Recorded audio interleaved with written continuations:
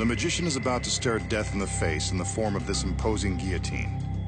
Once used to behead dangerous killers, lawbreakers, and the wives of kings, the guillotine gained its gruesome infamy during the French Revolution. But that's enough of a history lesson. Tonight, the magician hopes to survive before he's history. He examines the execution device with its razor-sharp blade, which is designed to cleanly sever the head from an unfortunate body.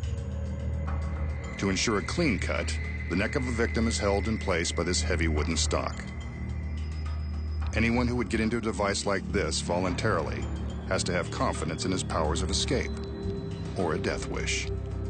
Let's hope the girls know how to do the rest of his tricks. If this is going to be his swan song, what a way to go.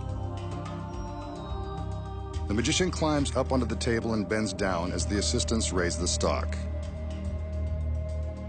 He places his head through the hole so that his neck can be trapped between the wooden planks. Meanwhile, another assistant is securing his legs to the table with thick leather straps. The straps will hold the magician in place in case he has a last-minute change of heart. It will also prevent his body from flying off the table in the event the blade hits its target. Of course, all of these restraints will make his escape near impossible, and that much more dangerous. Remember, a magician is a world-class professional. Don't try any of his dangerous illusions at home. With the wooden stocks in place and the leather straps cinched tightly around his body, it's time for the magician to begin his escape. That deadly blade is looming just a few feet from his neck. So why isn't he struggling to escape? Maybe he has a death wish after all. Let's watch. It's now or never. Oh no, he didn't get out. That wasn't supposed to happen.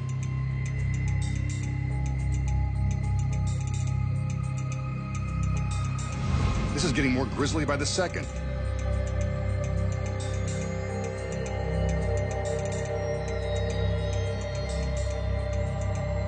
As the assistants cover his lifeless body with a sheet, one of the girls places his lifeless head on the table.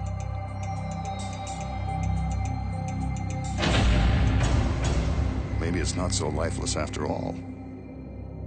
And now here are the secrets. The blade is real and therefore makes this trick very dangerous to perform. The timing is crucial and means the difference between life and death. The straps are real too, and the magician never leaves the table. What about the head?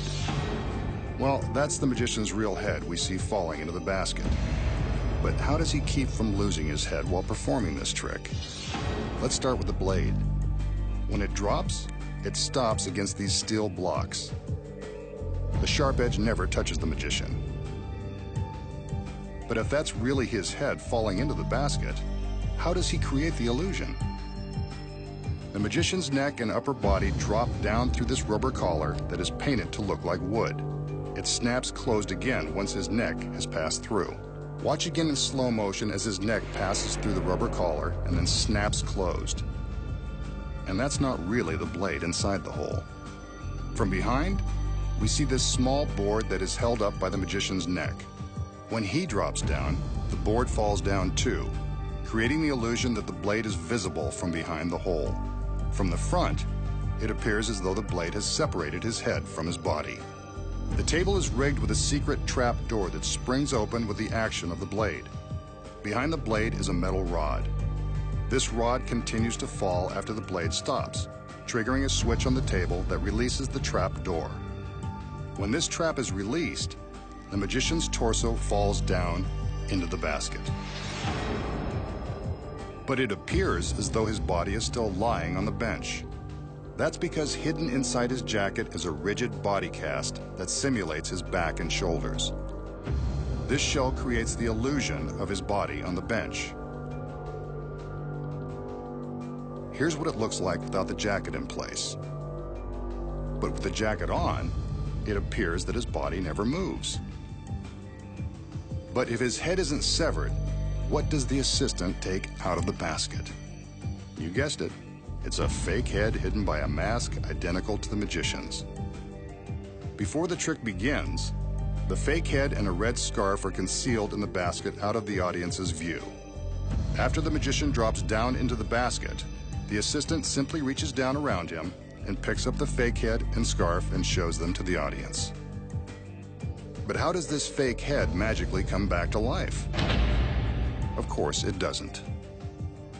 What you don't know is that the magician has an exact double. Well, almost exact. At least the mask is the same.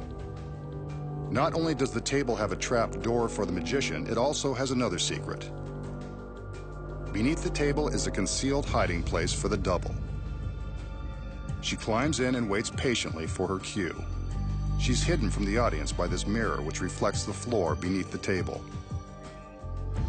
Above, the table is equipped with flexible slats in the otherwise solid top. The rubber slats allow the double to pop her head up through the table. One assistant carries the fake head and scarf to the back of the table, while another girl is arranging an identical scarf around the rubber slats. While blocked from view, the assistant appears to place the head on the bench.